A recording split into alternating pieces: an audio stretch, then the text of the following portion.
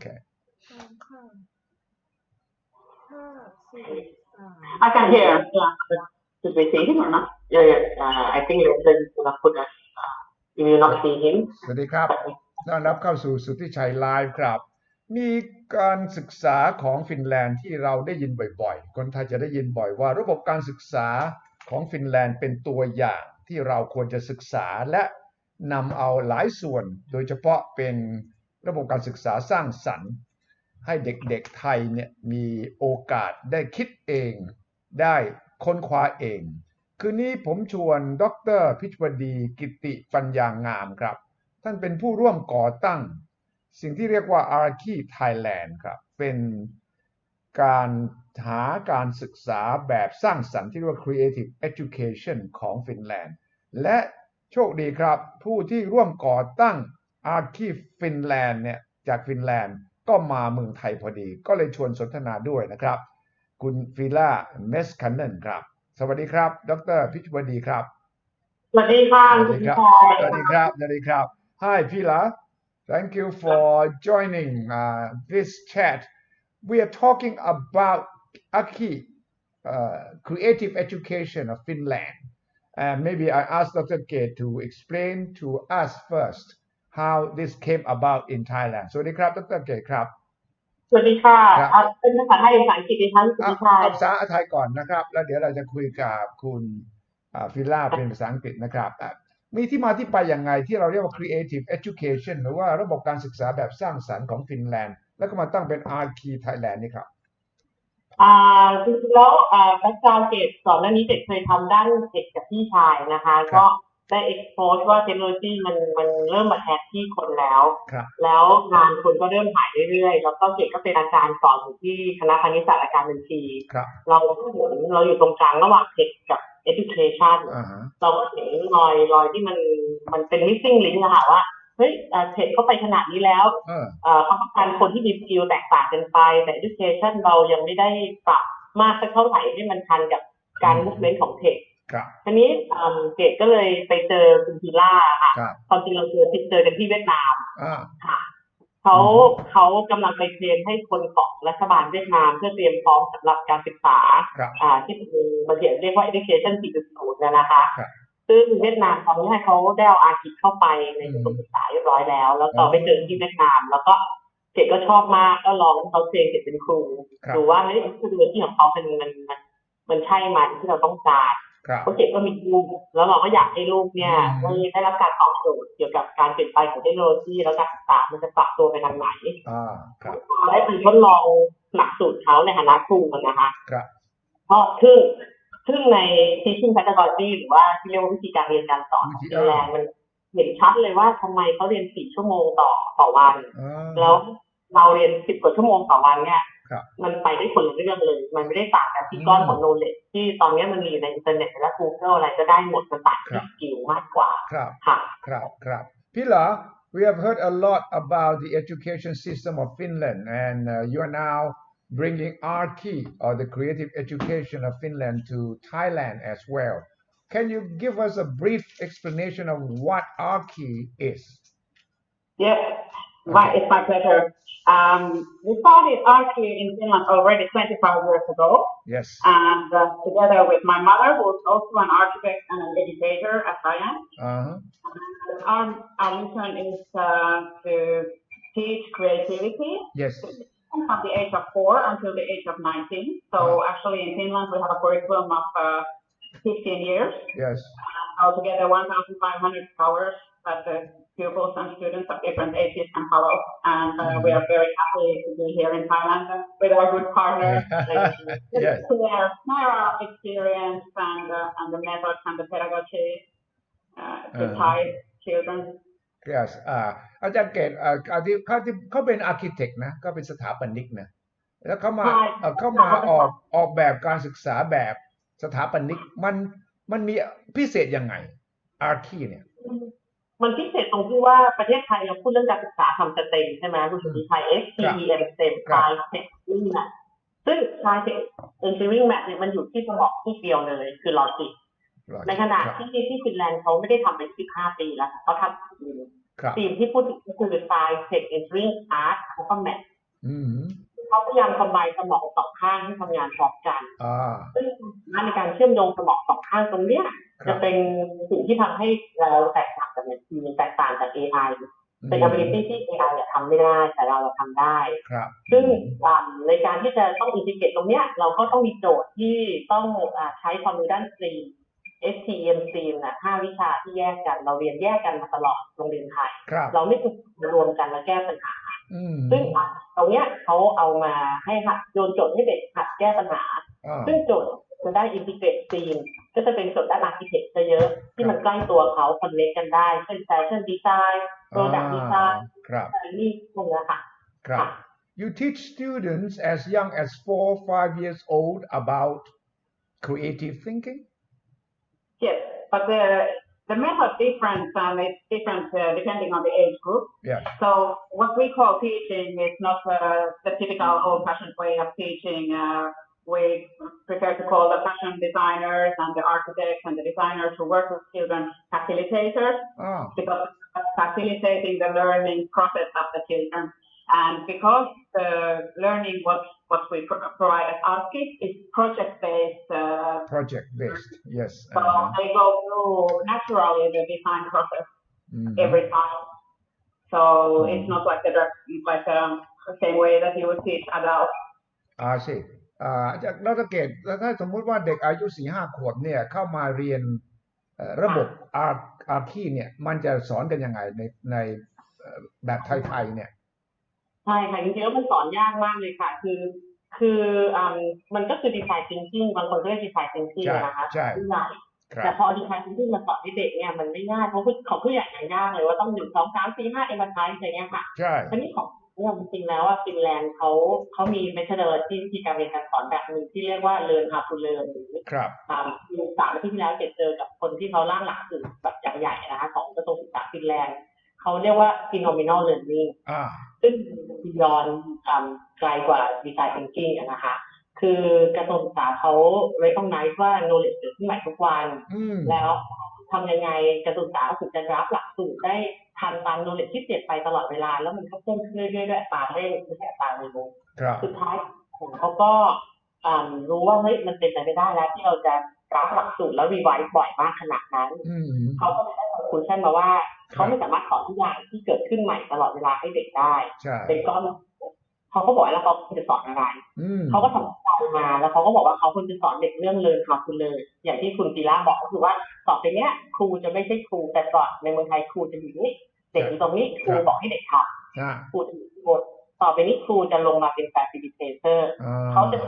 เรียกว่า we will not tell them the answer we will find them together ซึ่งแต่ก่อนครูอาจจะบอกเด็กว่า1 บวก 1 เท่ากับ 2จะให้เด็กจำถูกไหมคะต่อไปนี้เขาบอกว่าเฮ้ยเขาจะไม่บอกนะเขาจะบอกว่า1 บวก 1 เท่ากับเท่าไหร่ให้เด็กหาคำตอบก่อนให้เด็กแล้วหาคำตอบไปด้วยกันพอหาคำตอบได้เสร็จปั๊บเราก็เปลี่ยนโจทย์ใหม่แล้วก็ให้หาคำตอบใหม่พอเด็กคุณไซเคิลนี้ไปซ้ำๆกันหลายๆพันรอบเนี่ยเด็กจะได้สกิลในการหาคำตอบด้วยตัวเองเมื่อนั้นไม่ว่าจะเป็นจ็อบอะไรที่เกิดขึ้นในอนาคตเขาทำได้หมดอันนี้คือกระทรวงศึกษาฟินแลนด์กำลังอินเวสเข้าไปแล้วก็รีฟอร์มใหม่เมื่อปี 2016 ซึ่งอาร์กิเนี่ยอยู่ในเป็น1 ในวิชาในของกระทรวงศึกษาฟินแลนด์เราก็เอาจ็อบไดโลจีนี้มาด้วยครับ One of the biggest differences between the education in our country is that judgment. Yeah. And in Finland, you might know that we don't give any numbers or degrees to the pupils until they are 10 years of age. So the whole atmosphere in the school, in the school system in Finland is supportive and encouraging, and the child is in the middle, in the center of the whole process, and it's a child-centric learning, and it's all like individual. They're trying to support every child to reach their own potential because everybody is different. And this kind of warm and supporting atmosphere is the essence for creative education as well, or keeping up the creativity which already exists in every child, but some school systems tend to take it out of the children sometimes. ดร.เกตนายต้องจะสรุปหน่อยแปลหน่อยค่ะก็จริงๆแล้ว I'm translating what you say จริงๆแล้วเขาบอกว่าในการศึกษาของฟินแลนด์เนี่ยเขาไม่มีการเขาเน้นอยู่2 อย่างคือ no competition no comparison หมายความว่าไม่มีไม่มีการแข่งขันอันนี้ซึ่งสำคัญครับนิสัยที่เกิดเที่ยวหรือแข่งขันเนี่ยเด็กถูกตัดความคิดสร้างสรรค์อย่างรวดเร็วเพราะว่าเขาจะกลัวนอกกรอบหรือเวลาในโรงเรียนไทยก็จะบอกว่าครูก็จะบอกว่าทำนี้ไม่ได้เดี๋ยวมันผิดซึ่งความจริงแล้วมันไม่ถูกไม่มีผิดถ้าเราจะเคลียร์ตามซึ่งตัวอย่างที่ดีของเขาคือว่าเมื่อ15 ปีที่แล้วมันมีโครงการของเขาเรียกว่าวิชาหนึ่งของเขานะที่เขาสอนคือเรื่องออกแบบมือถือแล้วเด็กแล้วก็บอกว่ามือถือเขาเนี่ยคนจะมีแสงไลท์มีแคมปัสมีโน่นนี่เป็นหมดเลยผู้ใหญ่ฟังก็หัวเราะว่าเป็นไปไม่ได้แต่ความที่เด็กพูดเมื่อ15 ปีแล้วในคลาสอาร์ติเนี่ยมันอยู่ในมือถือพวกเราเรียบร้อยแล้วซึ่งเด็กที่เกาะมานานแล้วอะไรอย่างเงี้ยค่ะเราเป็นคนที่เราไปจับเองเพราะนั้นเราพูดถึงว่าเขาไม่จับคนไม่จับแต่เด็กครับพี่ล่ะ how can the agri system be used in Asia isn't there a cultural difference between Finland and say Thailand or Vietnam yes of course there is cultural difference but I think the basic human beings are the same everywhere yes and for example personally I have been working with children in more than 25 countries and actually all the children are the same in the beginning and we all have the same potential in every country and despite the cultural differences the world is changing everywhere at the same time and the future of the world will be the same for everybody in the global world so we're all facing the same problems and the same challenges and I think the creative education is needed everywhere in the world in a similar way ครับอาจารย์เกตถ้าเอามาใช้ในไทยเลยโรงเรียนไทยเลยเนี่ยจะสร้างความวุ่นวายให้กับโรงเรียนไหมคงโอเคมันต้องปรับกันระดับหนึ่งเหมือนกันค่ะคือเกตทดลองทั้งเด็กในโรงเรียนไทยและเด็กในโรงเรียนอินเตอร์มา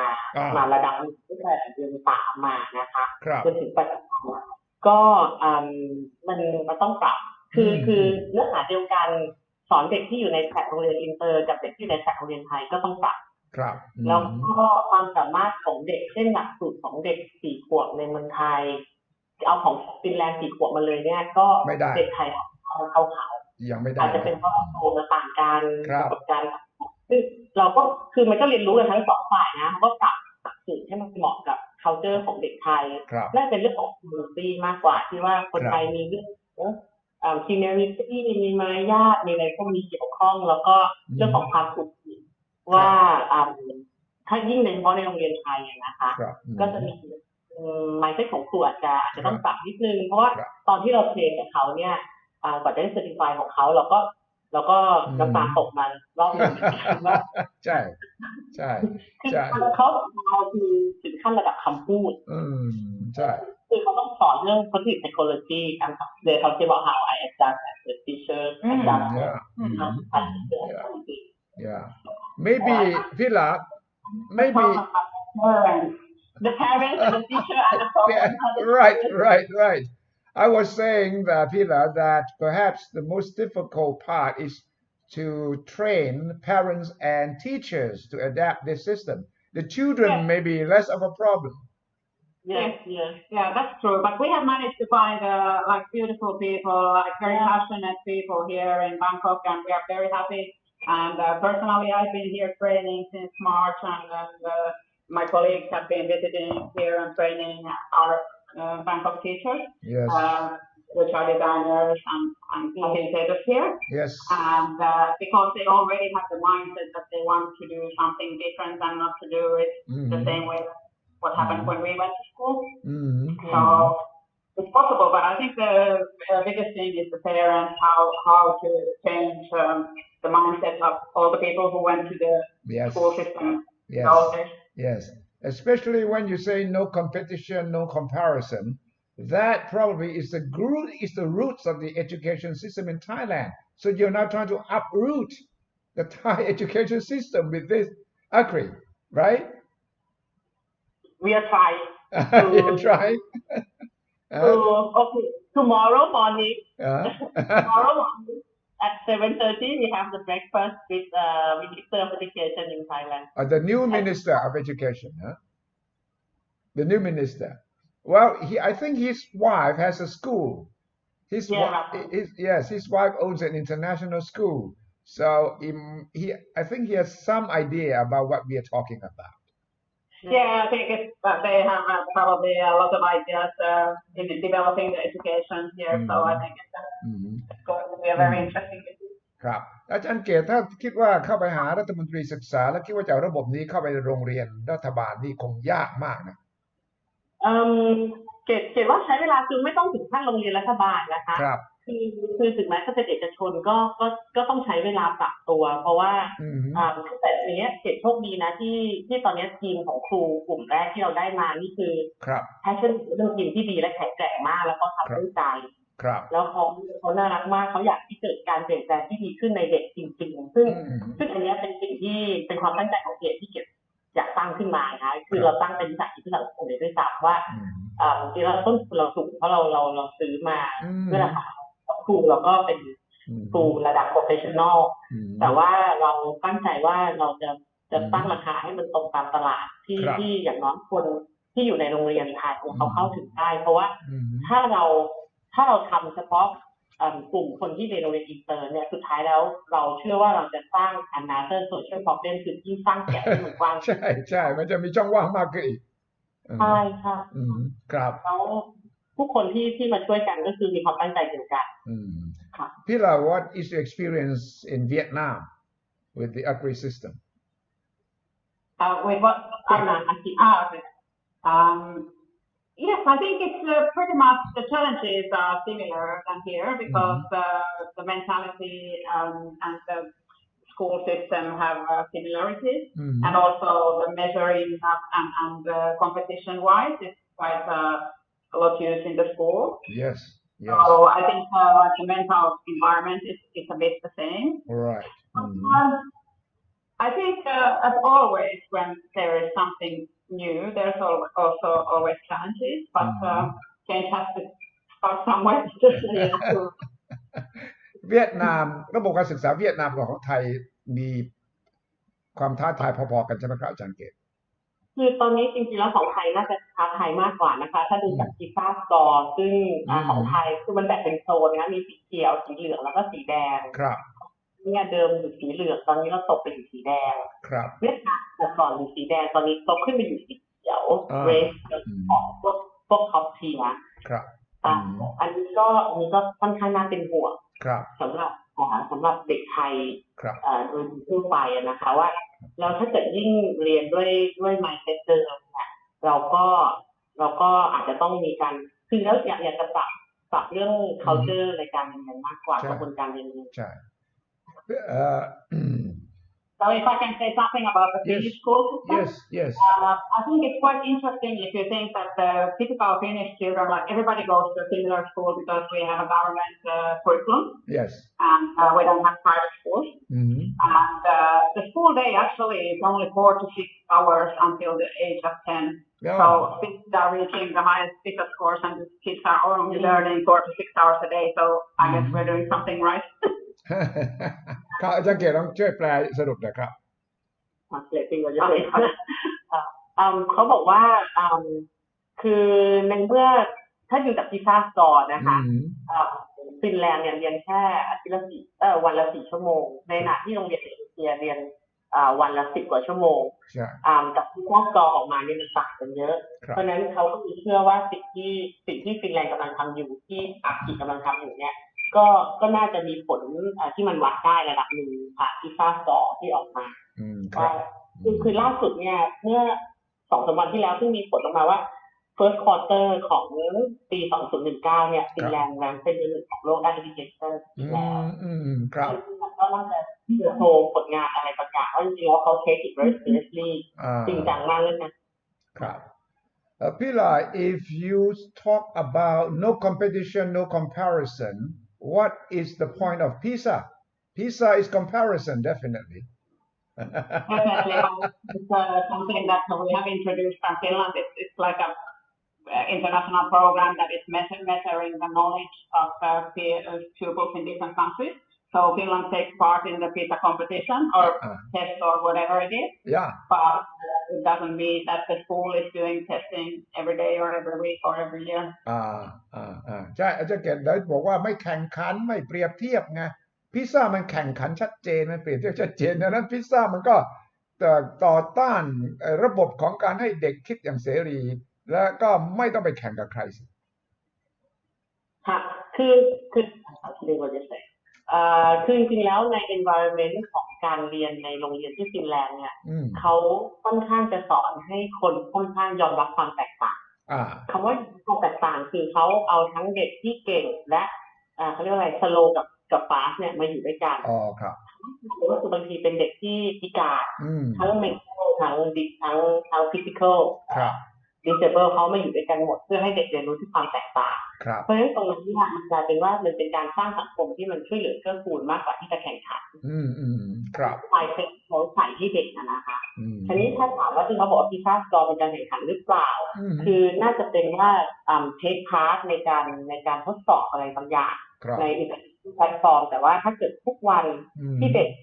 เนี่ย mindset เขาไม่ได้ถูกให้สอนมาให้แข่งขันเพราะเขาเชื่อใน individualism มีความแตกต่างระหว่างครับพี่เรา what is the real criterion for education in Finland why has Finland become successful in its education system what are some of the factors there is many factors and one is that the teacher's profession is very much valued so actually it's one of the hardest the university education university to become a teacher is one of the hardest places compared like to lawyers and doctors. It's one of the hardest places to get in. And the salary is good. It's comparable to all salaries. And the education is 6 years. So it's 5.5, 6 years. It's a master's degree for all the teachers. And I think also the small size of the class is one thing. We have only like 21 kids in one classroom, grade 6 and then 30 like in the upper secondary. Then I think that one thing is, in my opinion, is that we have short classes, which is 45 minutes and sometimes 1.5 hours. And then we have a system that the kids go out to play every 45 minutes. So they have a 15 minute break every 45 minutes, even if it's minus 25 outside and snowing. Really? So I think it's like air and lots of move nutrition. Yeah. So there is a lot of factors. And also Finland was one of the first countries to introduce free school food. So since 100 years we have had free school food for all of the kids as well. So of course a combination of like a balance of everything. I think it's one of the biggest secrets. I think one of the secrets. No longer secret. After you. อาจารย์เกตลองสรุปสิครับว่าจุดแข็งของระบบการศึกษาฟินแลนด์ที่ฟิล่าพูดเนี่ยมีอะไรบ้างคนไทยจะได้เข้าใจจริงๆแล้วเขาบอกว่ามีหลายแฟกเตอร์นะคะซึ่งเขามีเปอร์เซ็นต์ครูกับนักเรียนเรโชที่1:21มากที่สุดคืออาจจะน้อยกว่านั้นนะคะมันถึงที่21คนต่อครู1คนแล้วก็เรื่องของความจริงเก็บอ่านมาระดับนึงเหมือนกันว่ามันเป็นเรื่องของเวลแฟร์ด้วยของครูว่าครูก็มีเวลแฟร์ที่ดีมีรายได้ที่ดีแล้วก็ได้รับการเลสเซตจากคือถ้าใครเป็นครูเนี่ยโอ้โหทุกคนแบบซูฮอกเนี่ยคือเหมือนแบบเวลเรคคอกไนซ์ในสังคมนะคะว่าเฮ้ยใครเอ็นติกคณะ education นี่โหเจ๋งอะไรอย่างเงี้ยนี่คือภาพพจน์ที่ในสังคมฟินแลนด์เขามีอยู่แล้วคุณภาพของครูเขาคือต้องจบปริญญาโทมาสเตอร์ดีกรีมาก่อนแล้วต้องจบ education ต้องผ่านตัว part education ซึ่งในเมืองไทยเนี่ยเราจะเป็น2แทร็กเลยแทร็กนึงคือจบแค่ education อีกแทร็กนึงก็จบเป็นจบปริญญาเอกด้านนั้นแล้วมาสอนโดยที่ไม่เคยรู้ว่า education เป็นยังไงครับการศึกษามันก็ไม่ยากนะคะครับ Are teachers well paid in Finland? Yes. So it's a comparable salary to other normal jobs like engineering, architects. Really? Architects? engineers and teachers get more or less the same pay? Yeah, you would say that the teacher's salary is like above the average salary. I think Dr. Kate can tell you that this is not the case in Thailand. Yes, I know, and plus the teachers get like a salary for 3 months of holiday because we have like 2.5 months of summer holidays, so they get full payment for holidays. That's ครับจริงๆแล้วดร. เกียรติก็คงบอกได้ว่าถ้าหากจุดแข็งคือห้องเรียนเล็กครูได้รับเกียรติและได้มีรายได้ไม่แพ้วิศวกรไม่แพ้สถาปนิกและก็มีเด็กมีเวลาเล่นมากกว่าแล้วก็เรียนชั่วโมงเรียนก็น้อยกว่าเนี่ยทั้งหมดเหล่านี้เนี่ยในการปฏิรูปการศึกษาไทยทำไมมันยังไม่เกิดขึ้นครับคิดว่ามันน่าจะมีหลายแฟกเตอร์นะคะว่าคือการเปลี่ยนแปลงในระดับประเทศหรือว่าในระดับเหมือนการศึกษาเนี่ยมันก็เหมือนเราเหมือนช้างนะตัวใหญ่ครับเหมือนเนี่ยพวกเปลี่ยนจากที่หางก่อนหรือว่าที่ปลายเล็บก่อนที่จมูกก่อนคืออาจจะต้องค่อยๆเปลี่ยนเพราะว่าถ้าถึงระบบเนี่ยเขียนว่าเราก็จะไม่มีคนที่จะมาใส่คือถึงแม้ตอนนี้ที่บอกว่าเอาระบบการศึกษาฟินแลนด์มาใส่ที่ไทยเลยจะเวิร์กไหมก็ไม่เหมือนกันเพราะว่าคนไมเซ็ตไม่เปลี่ยนคือเดี๋ยวยกตัวอย่างให้ฟังอย่างสิงคโปร์เนี่ยมีไปสิงคโปร์พอดีเขาก็บอกว่าการศึกษาสิงคโปร์ตอนนี้ก็พยายามที่ลดการทำการบ้านลดการแข่งขันลงเยอะพอโลกเปลี่ยนแปลงป .1 ป .2 หรือว่าเรียกว่า P1 P2 เนี่ยก็ไม่มีการบ้านแล้วที่รัฐบาลนำออกมาปรากฏว่าพอรัฐบาลสิงคโปร์บอกเฮ้ยเราไม่มีการบ้านแล้วนะเราต่อไปนี้เราจะไม่มีวัดด้วยว่าจะสอบอะไรยังไงเราจะ no competition no comparison เหมือนกันพ่อแม่ก็ตื่นตระหนกว่าเอาแล้วนี้ฉันส่งลูกไปฉันจะรู้ไหมว่าลูกฉันเรียนอะไรบ้างใช่นี่โรงเรียนกับวิชาก็ยิ้มเลยว่าตอนแรกกลัวว่าจะไม่มีลูกค้าถ้าไม่มีสอบปรากฏว่าโรงเรียนวิชาก็บอกโอเคงั้นพ่อแม่ไม่ต้องกังวลต่อไปนี้ที่สิงคโปร์โรงเรียนวิชาจะจัดสอบให้เองถ้าโรงเรียนไม่จัดสอบครูเข้าไปคือนี่คือคำถามกระทรวงศึกษาของสิงคโปร์เปลี่ยนนะคะเปลี่ยนใช่ไหม about the competition, the comparison, when the pupils get older and when they go to high school and university. Of course, there is measurement to get into the university. So then there is a test and ranking, and to the high school there is a test. But I think what is important is that for many years the pupils have this like atmosphere of that they can learn with their own pace because children learn in different ways and in different like speed. So the system is not forcing everybody to be the same, but recognizing that everyone is different and giving space for slow learners and giving space for more like speedy learners and different types of learners. And also integrate like different types of learners in the same classrooms and like other children support the children who are slower. จะตะเกียบสรุปให้หน่อยค่ะสังเกตเขาบอกว่าการศึกษาฟินแลนด์เนี่ยเขาซัพพอร์ตในความแตกต่างเช่นถ้าคนที่ไปเร็วกับคนที่ไปช้าเนี่ยมันมีระบบการซัพพอร์ตเพราะว่าครูเนี่ยเป็น facilitator ครับครูเนี่ยจะลงไประดับบุคคลนะคะคืออย่างของคนไทยเนี่ยเวลาเราเรียนเนี่ย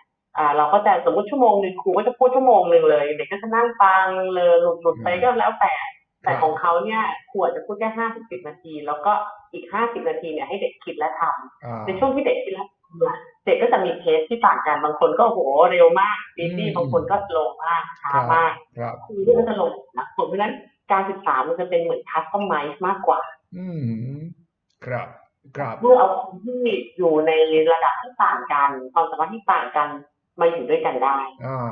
ครับมีคุณกัญญาเขียนมานะครับระหว่างเราคุยกันนะครับบอกว่าให้ลูกชาย2 คนเรียนที่โรงเรียนต้นกล้าที่เชียงใหม่ตั้งแต่3 ขวบตอนนี้ลูกอายุ6 ขวบกับ8 ขวบซึ่งใช้ระบบการเรียนการสอนแบบฟินแลนด์เน้นการเรียนผ่านการเล่นพึงพอใจกับการพัฒนาการของลูกมากๆนี่เป็นตัวอย่างที่เชียงรู้จักใช่ไหมโรงเรียนต้นกล้าที่เชียงใหม่ดีเลยค่ะอยู่ทางเหนือค่ะใช่ไหมแล้วก็เขาใช้ระบบฟินแลนด์ซึ่งคุณกัญญาบอกว่าส่งลูกไปเรียน2 คนเรียนโดยผ่านการเล่น คุณกัญญาพอใจมากอืมอืม ดีใจค่ะที่ได้ยินค่ะ Pila, one of our listeners sent a text saying that she sent her two kids at the age of 3 to a school in Chiang Mai, which adopts the Finland education system. Now the two kids are 6 and 8, and they teach them through playing, learning by playing. And the mother says she's very satisfied with the results. She likes that her kids are good kids, enjoying life and enjoying school. Yeah. I think play is a very powerful tool for educators to use because play is like a normal way for children to live their life. Yeah. And if we integrate like we do at ASKI as well, so and in many schools in Finland, we can integrate play and learning. So it just happens. Learning happens flexibly, and they don't even realize that they are learning. And it's much deeper because it's phenomenal learning. The learning is integrated into action and real life, and it leaves like a long-term memory in the brain, like a stronger memory. And the learning is much more easier if you do it in a like a light-minded way or through playing. Yeah. Like if you just sit in a lecture for hours and hours, what do you remember afterwards? Yes. ตกลงการเรียนผ่านการเล่นนี่อาจารย์เกตคิดว่าสามารถจะนำมาใช้ในไทยได้ไหมเพราะว่าผู้ปกครองไทยก็ยังบอกมันเล่นมันจะเรียนได้ยังไงผมยังจำเพลงเก่าได้เลยนะเรียนเป็นเรียนเล่นเป็นเล่นเป็นเวลาก็ยังแบ่งกันเลยนะเรียนก็เรียนไปสิเสร็จแล้วก็เล่นมันคนละเรื่องกันเนี่ยแต่ว่าเราก็จะบอกว่าเล่นไปเรียนไปเนี่ยมันจะยากไหมจะเอามาใช้ในไทยมันเกี่ยวว่ามันง่ายนะคะคือมันขึ้นกับวิธีการเรียนการสอนยิ่งให้เรียนผ่านการเล่นเนี่ยเด็กเนี่ยไม่อยากกลับบ้านที่เจอที่อาคิคือเด็กไม่ยอมกลับบ้านเพราะเขารู้สึกสนุกคือยิ่งเรามีคือจุดหัวใจคือวิธีการเรียนการสอนให้เขารู้สึกยังไงว่าเขาได้เรียนผ่านการเล่นคือ instruct play คือการที่เล่นนั่นแหละแต่ว่าในระหว่างการเล่นนั้นน่ะเขาได้เรียนรู้ไปด้วยซึ่งเกี่ยวว่ามันไม่ได้ยากแล้วมันคือขนาดผู้ใหญ่ชอบเลยนะคือใช่ผู้ใหญ่ชอบเรียนผ่านเล่นเลยไม่ต้องบอกเด็กนะคะเพราะฉะนั้นสิ่งที่เราจะสอนคุณพ่อคุณแม่ได้เนี่ยก็คือเราไปทำเวิร์กช็อปให้คุณพ่อคุณแม่ให้เขารู้สึกเหมือนเด็กแล้วเขาจะรู้สึกโอ้โหนี่มันเขาได้เรียนรู้แล้วแต่เล่นเหมือนเด็กโคตรสนุกเลยแล้วเขาจะไลฟ์มันเยอะลูกฉันก็ควรจะได้ใช่คุณหนูบีก็เขียนเข้ามาบอกหลานไปเรียนที่สิงคโปร์2 คนยอมรับประเทศเขาดีจริงๆค่ะเรื่องการศึกษาอยากให้ประเทศเรามีการเรียนการสอนเหมือนเขาบ้างคุณหนูบีก็มีประสบการณ์คือหลาน2 คนไปเรียนที่สิงคโปร์ปรากฏว่าก็ชอบก็เป็นอีกแบบหนึ่งแต่ไม่ได้บอกตอนนี้สิงคโปร์ที่อาจารย์เก่งบอกเมื่อสักครู่นี้ก็ลดการแข่งขันลงมากแล้วเหรอครับลดไปของป .1 ป .2 ค่ะP1 P2 ก็คือไม่มีสอบครับเมื่อปลายปีที่แล้วว่าไม่มีสอบแล้วพอประกาศครั้งแรกก็คือกระทรวงศึกษาเปลี่ยนทันทีเลยเตรียมพร้อมเปลี่ยนแต่อย่างอื่นไม่มีใครยอมเปลี่ยนเลยค่ะผู้ปกครองก็ไม่เปลี่ยนทางส่วนวิชาก็ไม่ยอมเปลี่ยนสุดท้ายผลเดิมใช่มันไม่ง่ายPhila are you in Singapore agree sister not yet but soon yeah soon because the Singaporean society is very competitive just like China in China I think we find it the most challenging country to change because this is China we're in Shenzhen you are in Shenzhen you are in Shenzhen already yes interesting if you can change China you can change any country right because I know work in progress right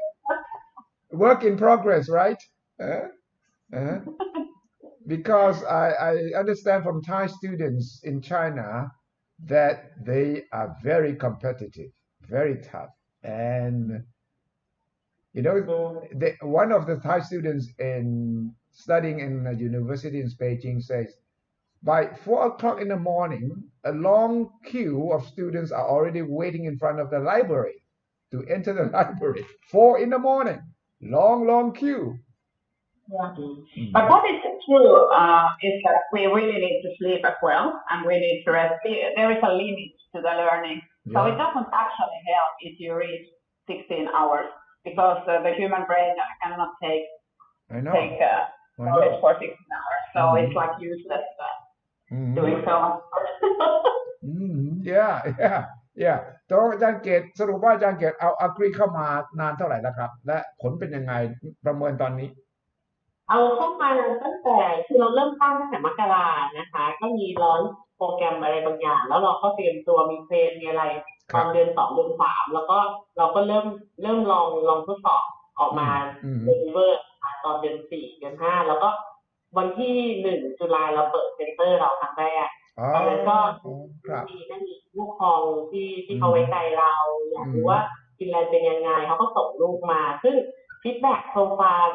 มีความสุขมากต้องบอกสุขมากที่เด็กเขา accept แล้วคือเด็กเขาง่ายอยู่แล้วครับ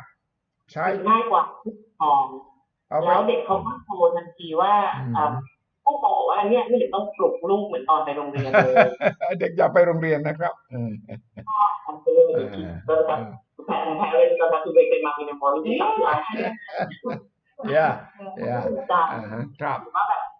เขาเรียนอาทิตย์นึงแล้วเขาอยากจะต่ออาทิตย์นึงเขาบอกว่าเขาก็วนว่าอาทิตย์นึงเพื่อนลูกเขาไม่เรียนด้วยแต่ลูกเขาบอกว่าเพื่อนไม่เรียนด้วยไม่อยู่เลยเขาอยากเรียนซึ่งมันเป็นประสบการณ์ที่เราดีใจเรื่องใหม่มากใช่เป็นเรื่องใหม่มากนะครับใช้ในชั้นอะไรนะตอนแรกใช้ชั้นอะไรบ้างที่เรามีตั้งแต่4 ขวบจนถึงประมาณ14 ปี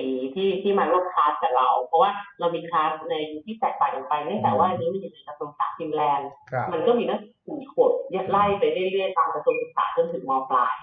ครับดีมากครับ so thank you Phila for introducing the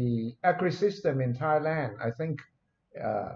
it will do good it will at least it will spark some greater interest in our education reform procedure because it has been quite slow but with people like Dr. Gate we are on the right track I think yeah ขอบคุณมากนะครับดร.เกตครับแล้วก็คุยกันใหม่นะครับ thank you very much เวลาค่ะสวัสดีค่ะมีคนเขียนโน้ตเข้ามาว่า